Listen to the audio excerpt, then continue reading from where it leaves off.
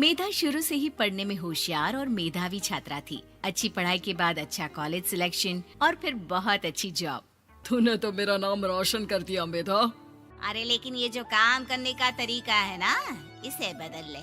18 घंटे काम करेगी तो कल को बच्चा कैसे संभालेगी? तुम्हारी तरह पागल नहीं हूँ माँ, जो बच्चे और परिवार में फंस जाऊँ। मैं तो जिंदगी खुल कर जीऊंगी। सब कहने की बात होती है बेटा, अपने बच्चे का सुख हर कोई चाहता है। वक्त बीतता है और मेधा की शादी हो जाती है। शादी के कुछ सालों में ही मेधा एक सुंदर से बेटे की माँ बन जाती है। अरे यार, मेरी मैटरनिटी लीव खत्म हो रही है, क्या करे? माँ भी नहीं आ सकती, कैसे मैनेज करूँ? ऐसा करते हैं, इसके लिए एक केयर टेकर रख लेते हैं, वो देखा करेगी इसे।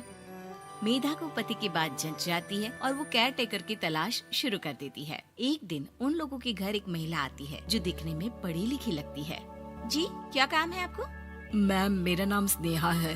आपका एड देखा केयर टेकर का, क्या मैं आपके यहाँ काम कर सकती हूँ? हाँ, क्यों नहीं, लेकिन आप तो अच्छे घर की लगती हैं, फिर नौकरी क्यों?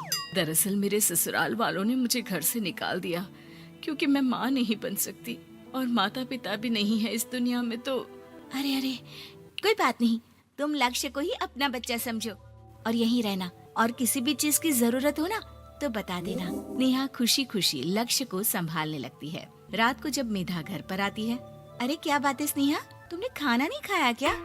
अरे दीदी, आपका बेटा टाइम दे तब ना। अरे तो जब वो सोता है तब खा लिया करो। तब तो मैं इसके पास ही बैठी रहती हूँ। कोई मच्छर या कीड़ा काट ले लक्ष्य को तो अब आप पकड़ो, मैं खाना खा लेती हूँ।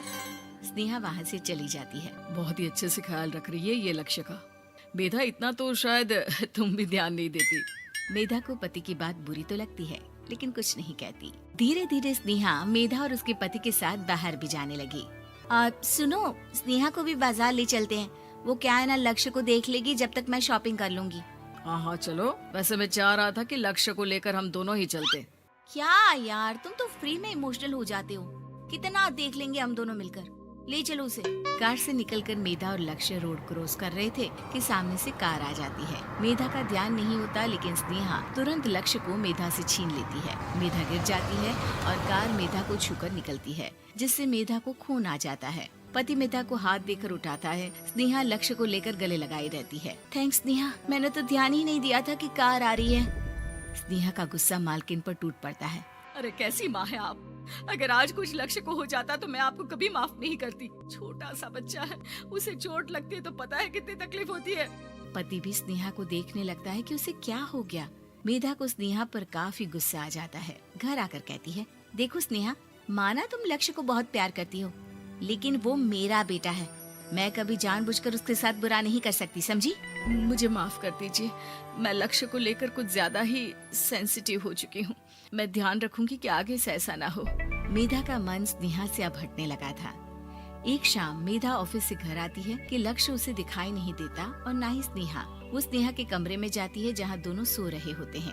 अरे स्नेहा, लक्ष्य को आज इस कमरे में क्यों सुला दिया? दीदी, मुझे नींद आ रही थी, ऐसे में उसे कमरे में अकेले लिटाना मुझे ठीक नहीं लगा। मेधा बच्चा उठाने लगती है कि स्नेहा टोक देती है। रहने दीजिए ना दीदी, सो रहा है, फालतू में नींद खराब हो जाएगी।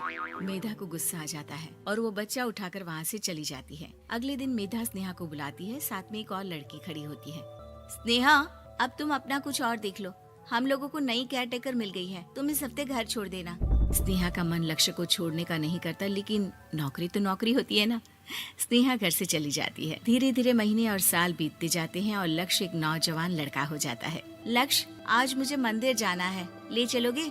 ठीक है माँ, एक काम करके अभी वापस आता हूँ, तब तक आप और पापा दोनों तैयार हो जाइए।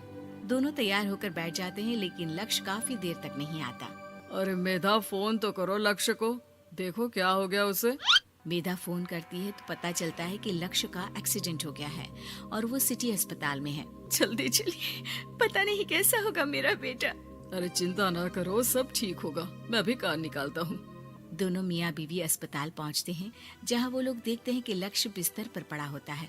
एक महिला इन्हें यहाँ लेकर आई है, वो वहाँ बैठी है, लेकिन फिलहाल तो आप लोगों को इनके लिए किडनी का प्रबंध करना होगा। एक्सीडेंट में इसकी किडनी डैमेज हो गई है। मेरी ले लीजिए डॉक्टर साहब, मेरे बेटे को बचा लीजिए।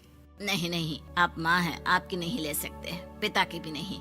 आप किसी रिलेटिव या दोस्त से पता कर लें और हाँ थोड़ा जल्दी करें क्योंकि देर होने से मामला बिगड़ सकता है। मेधा बैठकर रोने लगती है कि वहाँ डॉक्टर आ जाते हैं। जिस औरत ने आपके बेटे को यहाँ भर्ती कराया था वो अपनी किडनी आपके बेटे को देना चाहती है। हाँ? कौन है वो? कहाँ है वो? तभी वहाँ स्नेहा आ जाती है। स्नेहा तुम? मैं लक्ष्य को पहचान नहीं पाई थी, लेकिन आप लोगों को देखकर समझ गई कि ये लक्ष्य है, इसलिए वापस आ गई। मैं अपनी किडनी आपके बेटे को देना चाहती हूँ। मेरी अपनी तो कोई औलाद नहीं, लेकिन लक्ष्य में मैंने हमेशा अपना बच्चा देखा। तुम धन्य हो स्नेहा, जो इतने साल में भी लक्ष्य को भूल नहीं पाई। सही मामले में तो वो तुम्हारा ही बच्चा होगा, क्योंकि जन्म भले ही मैंने दिया हो, लेकिन आज तुम उसकी जिंदगी बचा रही हो।